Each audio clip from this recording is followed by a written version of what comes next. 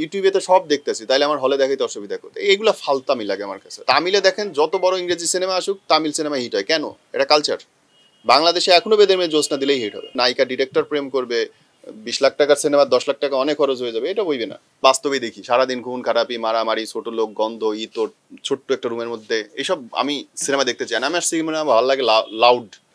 আমি সবসময় open feel বিশ্বাস করি। ওই আমার কাছে মনে হয় কি, একটা বাচ্চাকে তুমি যদি আটকায় রাখো, ওই কি বলে ফার্মের মুরগির মতো বড় করো, সে ফাইট করতে পারে না।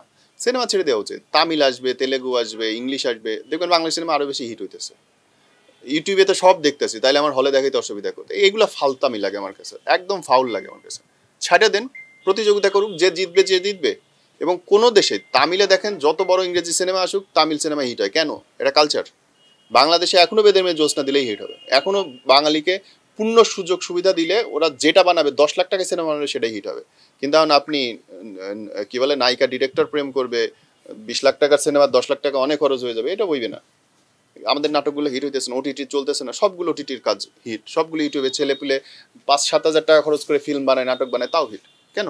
কালচার। দেখো ভাই, আমি সিনেমা দেখতে পছন্দ করি বাস্তবতা থেকে বাড়ানোর জন্য। বাস্তব জিনিস আমার সিনেমা দেখতে ভালো লাগে না, ওটা বাস্তবেই দেখি। সারাদিন খুন খারাপি, মারামারি, ছোট লোক, গন্ধ, ইতর, ছোট্ট একটা রুমের মধ্যে এইসব আমি সিনেমা দেখতে চাই না। আমার সিনেমা ভালো লাগে লাউড, রায়ান রাফির মতো, যে ভাই একটা পা মারবে, উঠতে থাকবে বাতাসে, এই না হলে সিনেমা কিসের?